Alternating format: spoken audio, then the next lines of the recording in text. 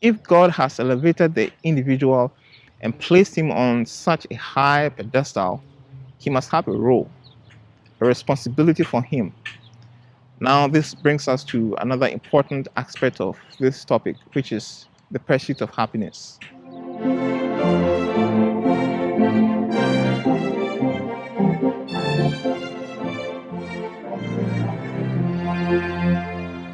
The pursuit of happiness. What does that mean?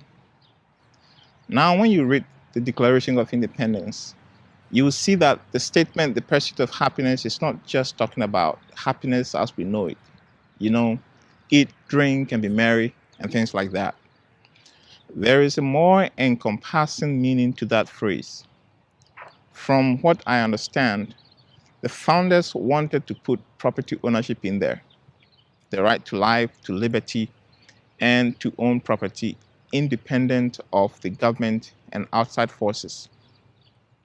In other words, you have the right to work hard and whatever you earn from your toil and labor and keep it for yourself without outside forces encroaching in your freedoms and arbitrarily deciding what happens with what you have sacrificed your time and effort to make.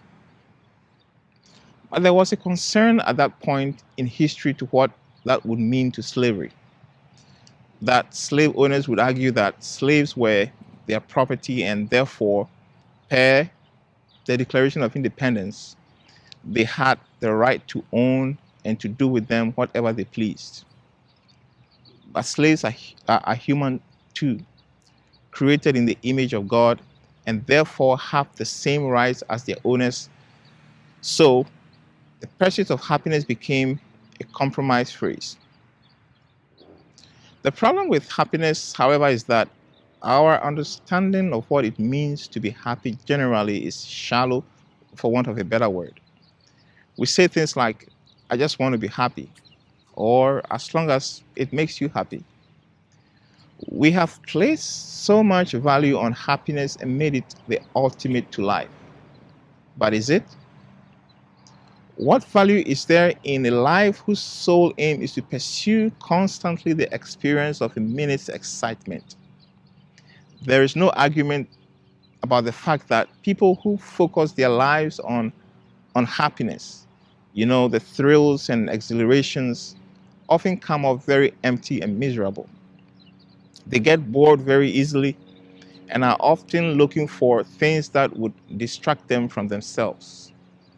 They are sad without those stimulants and miserable, and they make everyone else around them sad and miserable. They can be intolerable to be with. But you can make the same argument for property ownership as well. So we are kind of talking about the same thing here. The pursuit of the thrills of life and the accumulation of wealth alone will leave you empty. But do I mean these things are nothing at all? Absolutely not. You see, human life goes far beyond the momentary periods of excitement. For happiness is a temporary experience that fades into boredom. So is wealth.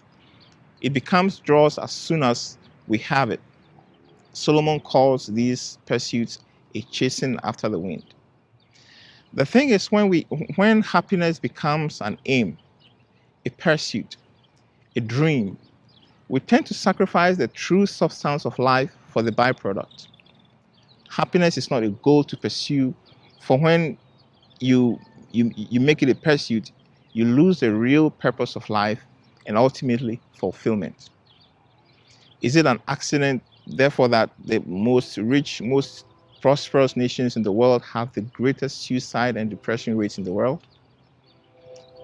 If being wealthy means anything in terms of fulfilling the purpose of our lives, why are the rich, the most influential people, the loneliest and saddest among us? They can buy happiness, and they try, mostly at the expense of other people's lives. But it is not lasting. It fades as soon as the stimulants are gone. This brings us back to the age-old question of purpose. What is the purpose of life? And what goal should we set for ourselves in order to achieve the ultimate purpose of life? For in finding this purpose and fulfilling it, we find fulfillment and satisfaction that brings lasting happiness. This is what distinguishes the Declaration of Independence. It acknowledges that you need life to discover the true essence of life. But to pursue it and really live up to it, you need freedom. But the choices that come with freedom are costly. You will need discipline. There will be sacrifices, personal sacrifices that will be painful, with tears and sweat. But there is nothing compared to the joy that comes with searching, finding, pursuing, and attaining to the ultimate essence of life. This truth was demonstrated in the life of the Apostle Paul when he came to the point of death. He had endured all kinds of persecution and was finally going to be executed for his faith and convictions. Today we call them prisoners of conscience. He wrote in his last letter to Timothy and said, "For I am already being poured out like a drink offering, and the time has come for my departure. I have fought the good fight. I have finished the race. I have kept the faith. Now there is in store for me the crown of righteousness, which the Lord, the righteous judge, will award to me on that day." Imagine a man being held captive, an innocent man imprisoned, who is to be executed for his convictions, and yet he was full of joy and expressed a sense of fulfilled accomplishment. A life truly fulfilled is a contented life that found its purpose and fulfilled it, and happiness happiness follows even in the face of death. Do I believe we need happiness? Yes, but it is not a goal to pursue. It is an outcome of the fulfillment of life's true purpose. So where and how do we find this purpose and live a life that fulfills it? Human life is inherently worthless without meaning and purpose.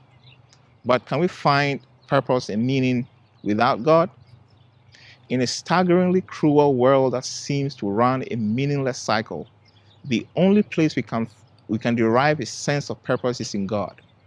The acknowledgement of a mindful God from whose purposeful intent we are created, and our conscious effort to let Him in, to fill us with what we need, is the foundation on which the meaningless cycle of the struggle for survival begins to become meaningful and give us a sense of worth. On the other hand, the feeling of lack of fulfillment in life and a continually pervading feeling of emptiness and restlessness is an indication of the absence of God in our lives. Jesus gave this analogy to explain this. He said, "No branch can bear fruit by itself. It must remain in the vine." He goes on to say, "If anyone does not remain in me, he is like a branch that is thrown away and withers. Such branches are picked up, thrown into the fire, and burned." No branch, no matter how healthy it is, can survive on its own without it being grafted into a tree for the much needed nourishment. We came from God. We are made in His image and are meant to thrive only in relationship with Him. Our connection to God in relationship is where we get the nourishing sap that fills our souls and makes us complete. By it, we bear fruit. It goes without saying, therefore, that when we stay away from God, we become empty and dry. This emptiness inflames in us unbridled cravings, insatiable desires that send us into a spin and push us to look for satisfaction in all kinds of places and in all kinds of things. This is because we came out of God and are made of His essence. By His essence, we are made complete. We are made whole and become who we truly are meant to be. Beyond this, there is nothing.